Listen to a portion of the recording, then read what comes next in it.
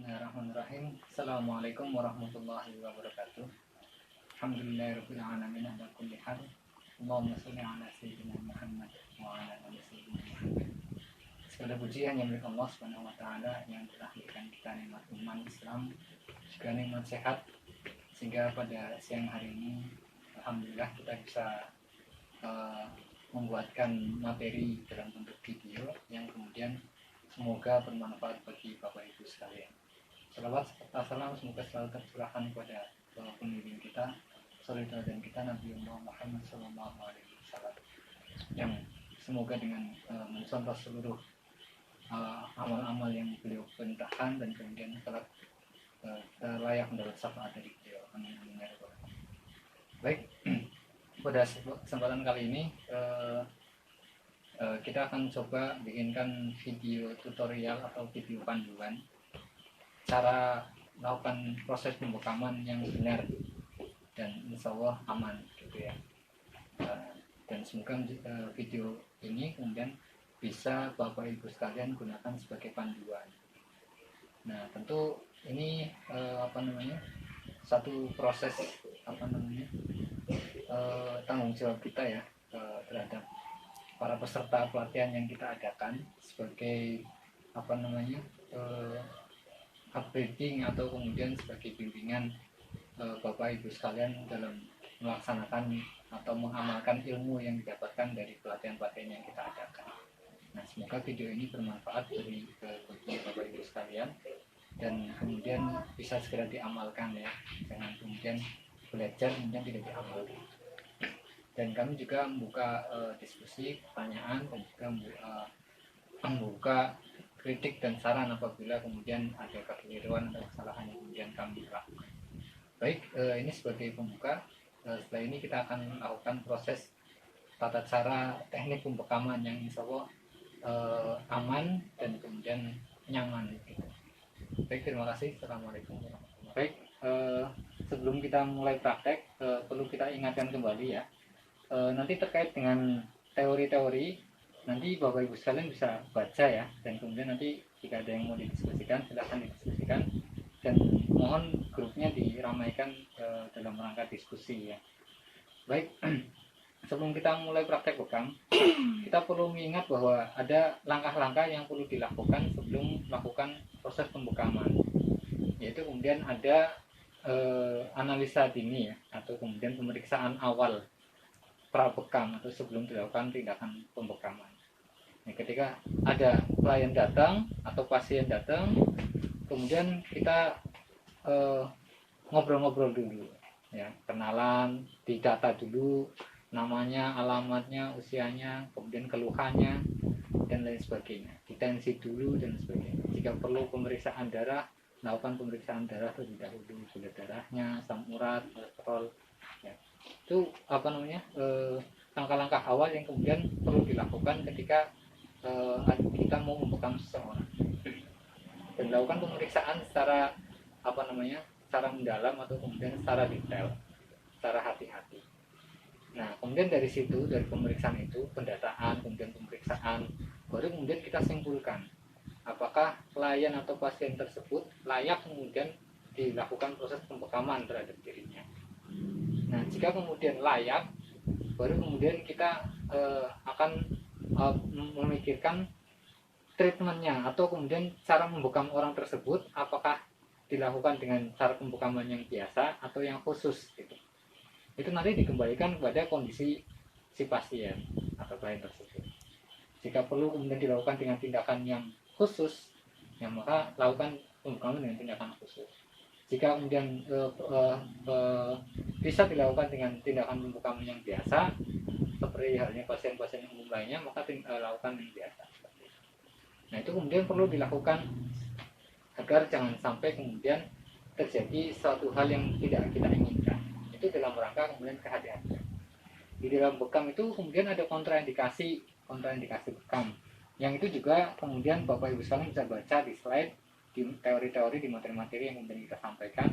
Nah itu perlu diingat ya, apa saja yang kemudian boleh dibekam atau tidak boleh dibekam, apa saja kemudian kondisi-kondisi seperti apa yang kemudian harus dibekam dengan tindakan yang khusus Nah, dan tindakan yang biasa itu nanti silakan dibaca, dan itu menjadi perhatian kita dari awal sebelum kita melakukan proses pembekaman. Dan kemudian kegawat daruratan itu juga kemudian Bapak Ibu sekalian harus perhatikan dan harus diingat.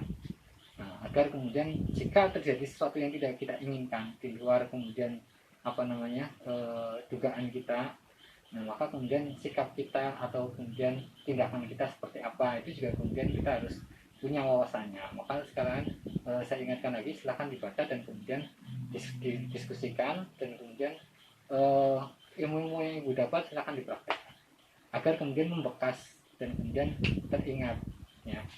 Nah, jika kemudian ilmu-ilmu yang dapat kemudian dipraktekkan, maka akan mudah lupa. Jika terjadi sesuatu maka bingung mau apa gitu. Semakin banyak Bapak Ibu sekalian praktek, maka insya Allah ilmunya makin membekas. Baik, kita akan melakukan proses pembekaman. Kita sudah melakukan proses pemeriksaan awal ya. Nah, kita ada satu volunteer ya. Ini masih anak-anak kelas 6 SD. Ini akan jadi volunteer sebagai pasien yang akan dibekam pada proses praktek dalam video kali ini. Nah, ini ceritanya nanti kita sudah lakukan pemeriksaan awal, kita sudah lakukan diagnosa dan sebagainya, dan kemudian kita akan langsung praktek. Baik, ikuti terus kemudian video selanjutnya. Kita akan lanjutkan dengan proses pembekaman. Terima kasih. Bismillahirrahmanirrahim, kita akan mulai praktek. Sebelumnya kita siapkan dulu peralatannya. Pertama adalah ruangan ya. Ruangan sudah siap. Terus kemudian terapisnya ya. Kita sudah menggunakan celemek, pakai masker, pakai sarung tangan. Terus kemudian kalau pakai topi juga boleh, pakai topi ya, penutup kepala. Biasanya saya pakai peci, ini pas nggak bawa peci. Terus kemudian peralatan ya, kita siapkan juga alat pekamnya, pompanya, terus kemudian kopnya, terus kemudian pennya kalau yang menggunakan jarum, kalau yang menggunakan pisau scalpelnya ya, jarumnya, scalpelnya, terus kemudian minyak herbalnya, kain kasanya, tisunya, semuanya disiapkan. Jadi dalam keadaan ruang pasien sudah siap, ruangan siap, terapisnya siap, peralatan siap, semuanya sudah siap, dan baru kemudian kita melakukan proses pembekaman. Jangan sampai kemudian kita melakukan proses pembekaman, pasien siap, tempat siap, peralatan belum siap, atau terapisnya belum siap, atau salah satunya belum siap. Itu jangan sampai ya. Demikian kita akan langsung mulai. Ini tadi saya udah pakai hand sanitizer, walaupun saya pakai sarung tangan, karena sarung tangan ini nggak steril ya. Sarung tangan yang kita pakai bukan itu bukan sarung tangan yang steril. Jadi kemudian saya gunakan hand sanitizer sebelum kita mulai. Baik. Bismillahirrahmanirrahim, kita akan mulai proses pembekaman. Minyak herbal ya. Biasanya kita sengaja balut tisu kayak gini biar kemudian kan kadang suka lewer-lewer ya ke bawah, jadi nanti tangan kita licin kena minyak, makanya saya kasih tisu.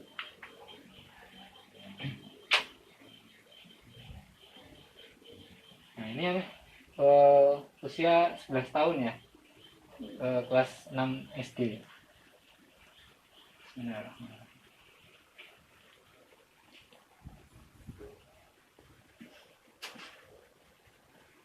Nah, kita lakukan relaksasi terlebih dahulu sebelum kemudian proses inti dari pembekaman kita mulai. Nah, relaksasinya boleh macam-macam, boleh menggunakan sebat rotan, boleh kemudian pijat, boleh kemudian bekam seluncur atau refleksi dan lain sebagainya. Nah, kalau saya cenderung lebih sering menggunakan bekam seluncur. Nah, seperti apa bekam seluncur? Nah, seperti ini. Jadi tubuh pasien ini kita baluri minyak herbal, terus kemudian kita kop ya, tapi tidak terlalu kuat, setengah aja. Nah kemudian kita tarik. Nah kenapa tidak terlalu kencang? Biar kemudian bisa ditarik seperti ini. Nah kayak kerokan. Nah nanti kita tanyakan segini cukup atau kurang kencang sedikit. cukup. Nah kalau udah cukup, udah segini.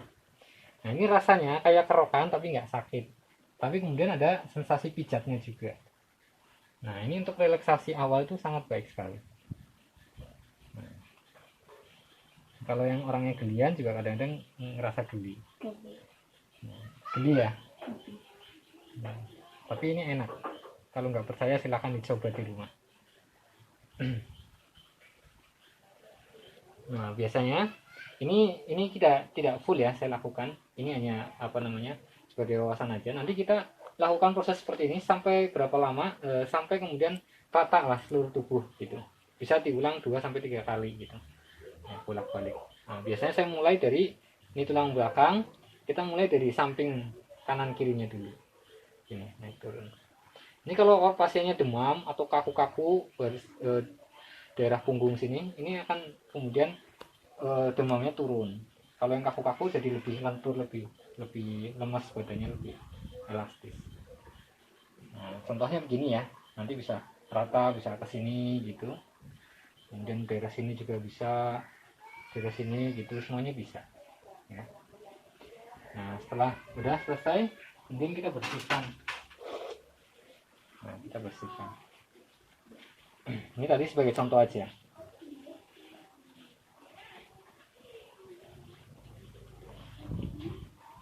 Nah, kita bersihkan.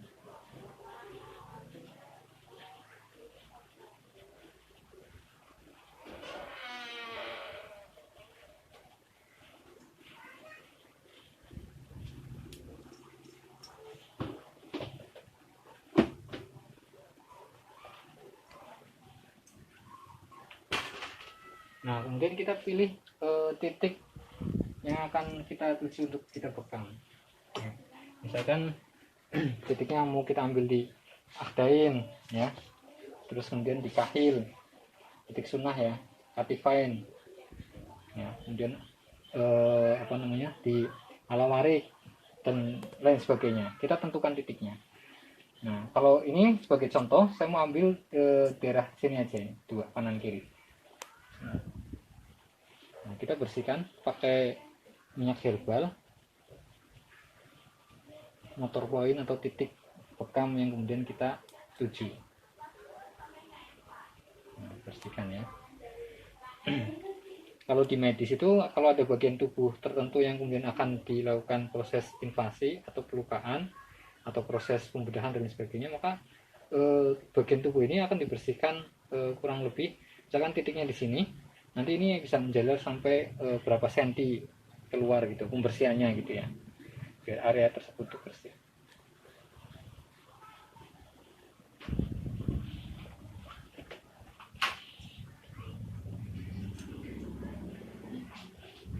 Nah, misalkan seperti ini, kita ambil titik sini, tadi kita sudah bersihkan. Nah, kekuatannya lihat pengokopannya. Nanti kita sesuaikan dengan kondisi tubuh pasien ya. Lihat ini apa namanya pompanya, seberapa banyak kita tariknya. 1, 2. Nah ini udah cukup karena pasiennya kecil. Gini cukup atau kurang kencang atau kencengan? Cukup ya? Ya. Nah maka kita harus komunikatif, kita tanyakan.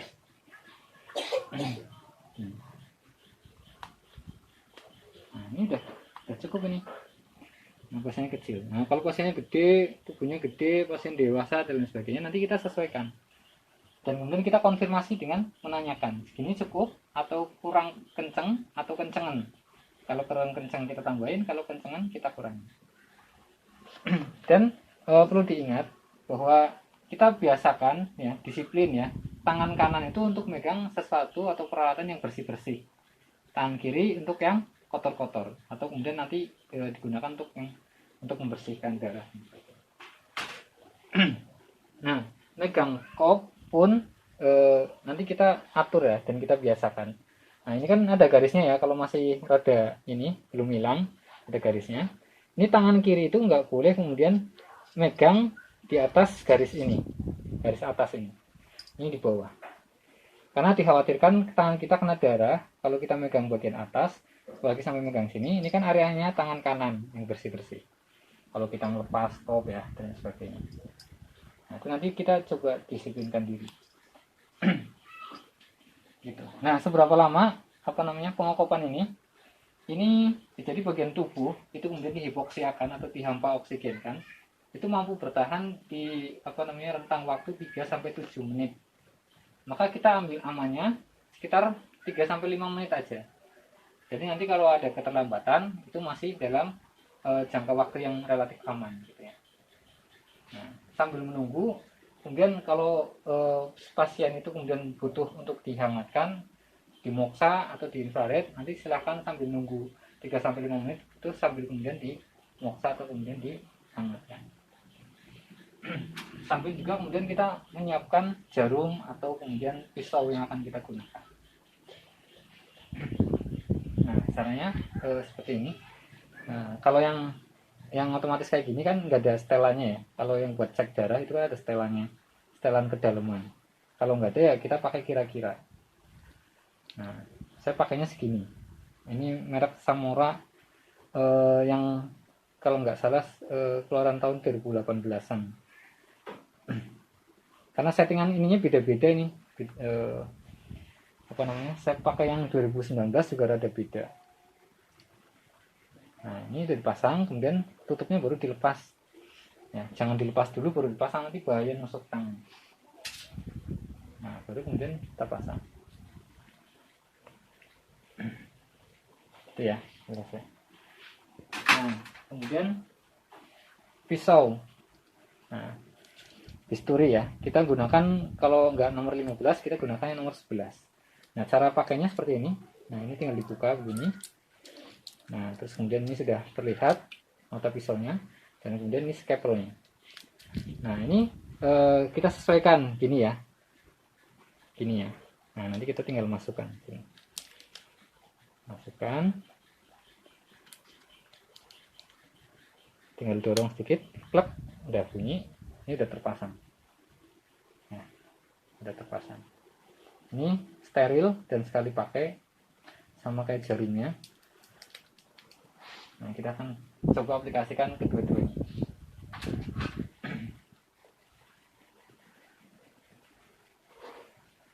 Nah, kita anggap ini sudah 3 sampai 5 menit ya. Bismillahirrahmanirrahim, kita lepas. Nah, ingat, ini untuk bagian yang sini ke atas itu menggunakan tangan kanan yang bersih-bersih.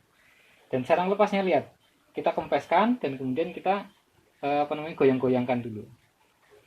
Ya. Sebab kalau kita lepas terus kemudian langsung tarik, nah itu rasanya nggak enak, sakit gini. Nah, ini biar nyaman itu digerak-gerakkan dulu, biar pada lepas dulu. Nah, udah pada lepas, udah kosong, baru kemudian kita tarik. Nah, itu teknik aja. Nah, seperti ini ya. Dibuka, udah kempes. Nah, ini kan masih nempel nih, ini sama kulit masih nempel. Nah, maka kita gerak-gerakkan gini. Nah, ini juga kan memberikan tekanan-tekanan tertentu yang bikin pasien nyaman. Nah, kemudian kita bersihkan. Nah, ini kita bersihkan kenapa? Karena masih ada sisa-sisa minyak herbal tadi, agar kemudian tidak menghalangi keluarnya darah nanti. Nah, kita bersihkan minyaknya. Nah, kemudian kita akan mulai. Nah, kita berdoa dulu. Nah, kita minta pasiennya juga sambil zikir, gitu ya. Dan kemudian kita berdoa. Doanya standar aja. Kita baca ta'awud, kita baca basmalah, kita baca sholawat, kemudian doa perlindungan untuk diri kita ya, untuk terapis dan pasiennya, dan kemudian tambahkan doa kesembuhan dan apa. A'udzubillahi minasyaitonirrajim, dan bacanya yang keras ya, biar pasiennya dengar, kita dengar. A'udzubillahi minasyaitonirrajim. Bismillahirrahmanirrahim. Allahumma sholli ala sayyidina Muhammad wa ala ali sayyidina Muhammad. Bismillahilladzi la yadurru ma'a ismihi syai'un fil ardi wala fis sama'i wa huwas samiul 'alim. Allahumma rabban nas adhibil ba'd isfi wa anta syafi la shifaa illa shifaa'uk shifaa'an la yughadiru saqaman. Nah, doanya seperti itu sudah cukup. Kalau mau tambahkan doa yang lain boleh. Jadi tidak ada patokan ya, harus doanya ini itu, enggak. Bebas, yang penting doa-doa yang baik-baik. Bismillahirrahmanirrahim. Nah, kita coba dulu yang menggunakan jarum. Nah, tekniknya bisa macam-macam, bisa muter arah tawaf ya, bisa kemudian garis. Nah, kalau saya sekarang lebih sering menggunakannya yang garis, karena di tubuh pasien lebih enak, tidak terasa sakit. Bismillahirrahmanirrahim. Gini, kita boleh tegak kalau kemudian kitanya keluarkan jarumnya cuma sedikit. Tapi kalau sedengan, biasanya saya rada miringkan.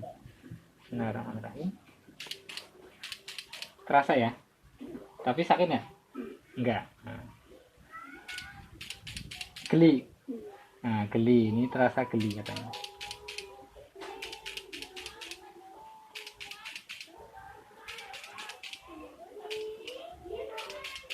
Ingat, tujuan dari pembekaman itu bukan banyaknya darah yang keluar ya. Jadi tujuan utama dari bekam itu bukan darah harus keluar banyak. Bekam itu kemudian darahnya keluar ataupun tidak, bekam itu tetap kemudian bermanfaat bagi tubuh. Nah, ini udah cukup.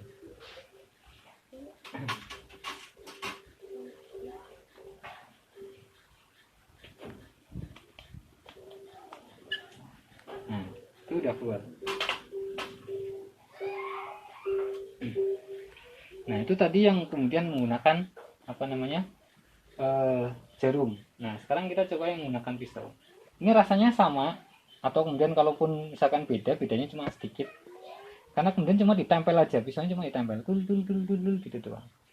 Baik, kita coba ya. Nah, lebih dekat boleh, kelihatan jelas. Bismillahirrahmanirrahim. Ini cuma kayak gini aja.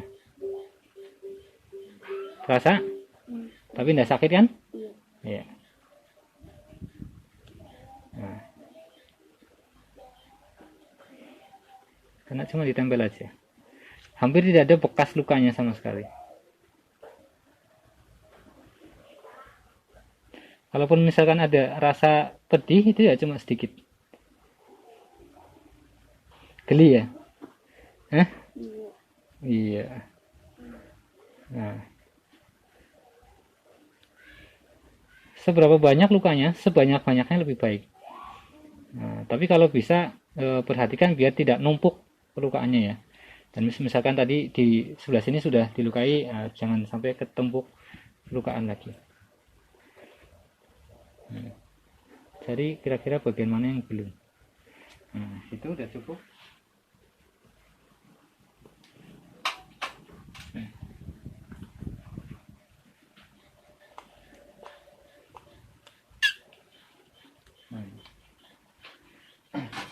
Jika kemudian apa namanya belum keluar ya, karena keluarnya cuma sedikit ini, nanti kita bisa tambahkan lagi ya. Apa namanya bagian sini kan belum keluar nih. Nah, bisa jadi tadi terlalu tipis. Nah, nanti bisa kita tambahkan lagi ya.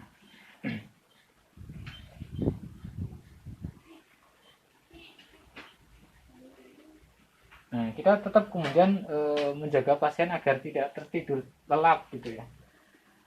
Kenapa? Karena kondisi dia ketika dibekam itu kondisinya dalam keadaan sadar. Nah, kita jaga komunikasinya.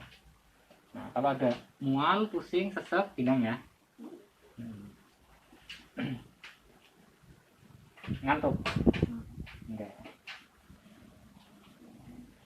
Nah, ini bagian-bagian misalkan tadi pas jarum juga bagian sini misalkan keluar darah, sini nggak keluar darah. Nanti kita bagian sini boleh ini lagi. Boleh dilukai lagi, tapi dengan lukanya yang sama, tidak boleh kemudian wah didalemi gitu, karena tadi nggak keluar didalemi lagi, itu enggak. Nah, bisa jadi tadi yang tadi itu ketipisan. Nah, kita anggap ini udah 3-5 menit ya. Nah, yang ideal itu kita menggunakan kain kasa steril ya, walaupun nanti kosnya lebih tinggi. Nah, ada masalah, itu yang ideal. Kalau kita mau menggunakan tisu bagaimana? Tidak masalah, bisa. Yang baik kalau kita mau menggunakan tisu, tisunya tidak boleh atau sebaiknya tidak langsung mengenai luka. Nah, kemudian gimana caranya? Kita geser. Nah, gini. Jadi darahnya itu di luar luka tadi. Nah, kita bersihkan pakai tisu. Nah, gitu. Ingat, tangan kiri untuk yang kotor-kotor, tangan kanan untuk yang bersih-bersih. Sebab kalau kita campurkan yang bersih yang kotor, Nanti kita pegang peralatan atau pegang pompa, pegang pen dan lain sebagainya, nanti jadi kotor semua. Nah, ini tarik lagi. Dua. Udah cukup.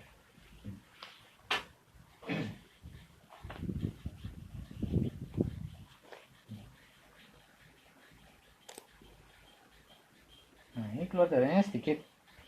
Nah, belum maksimal. Nah, boleh kita kemudian ulangi sekali lagi dengan pelukaan yang sama. Nah, tidak kemudian didalami gitu enggak. Atau kemudian kalau ini masih hampir sama lah dengan yang tadi gitu. Bismillahirrahmanirrahim.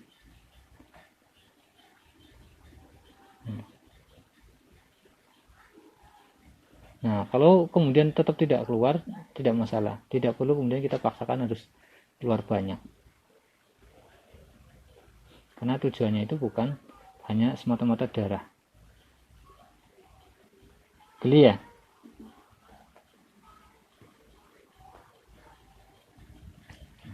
Kan begitu. Tapi nggak sakit kan ya? Enggak.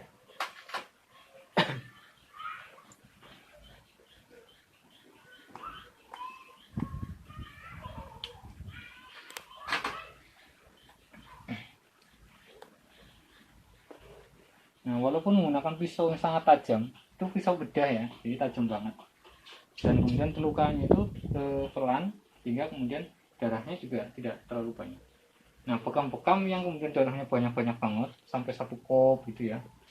Nah, kita sering menjumpai orang-orang yang berbekam, kemudian dia menceritakan bahwa dulu pernah bekam di sini dan sebagainya.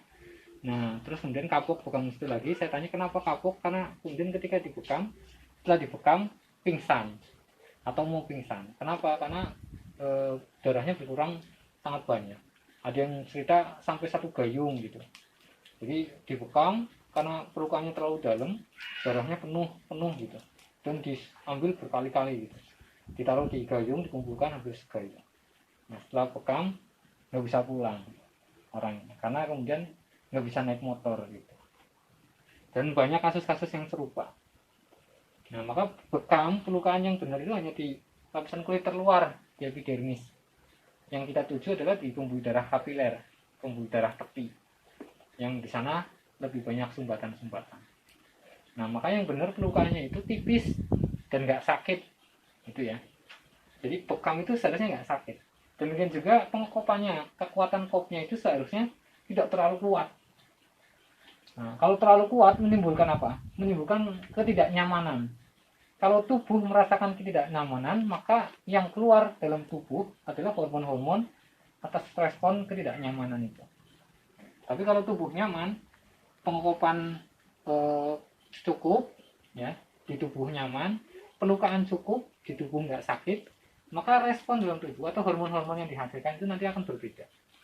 Gitu. Nah, ketika dikop kayak gini, ini banyak banget proses yang terjadi dalam tubuh ya. Nah, jadi kemudian ketika dikop, kemudian otak kulit memberikan rangsangan ya.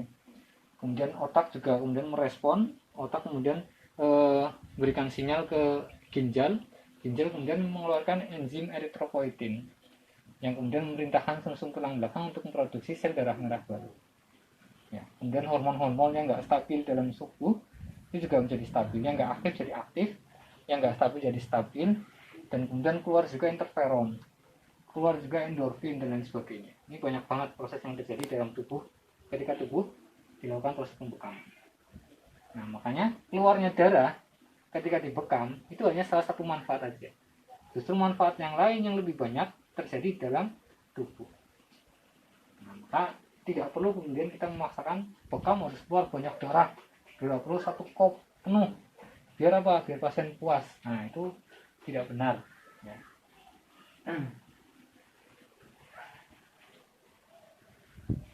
Nah, ini udah nggak keluar ya. Ini sisa yang tadi yang pertama. Ini udah nggak keluar. Walaupun tadi yang pertama keluar kan, keluar rada banyak gitu. Ini udah nggak keluar. Nah, itu sudah cukup. Tidak perlu kemudian kita paksakan untuk dikeluarkan. Nah, ini yang kedua juga cuma sedikit.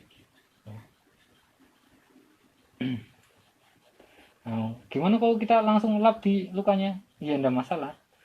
Karena tisu itu kemudian belum ada pembuktian bahwa tisu itu kemudian membahayakan bagi luka ketika dibekam. Tapi yang ideal itu ya, atau yang baik itu ya kemudian tadi digeser gitu. Nah ini proses ini udah selesai. Nah kemudian kita bersihkan lukanya menggunakan kain kasa yang steril. Saya biasanya dulu pakai kain kasa yang gede, yang gulungan, dipotong-potong, kemudian potong kecil-kecil, dilipeti, masukin sterilisator. Nah sekarang saya gunakan yang praktis, yang udah steril aja, yang bijian kayak gini. Nah, kemudian kita kasih minyak herbal dan kemudian kita bersihkan. Nah, darah bekam itu cepat banget kering, ya. Nah, maka kita oleskan dulu minyak. Nah, kemudian kita tinggalkan. Kita pilih titik yang lain dulu agar darahnya basah dulu kena minyak. Nah, kemudian kita tambahkan sedikit lagi. Nah, kita bersihkan. Darah bekam itu cepat banget kering.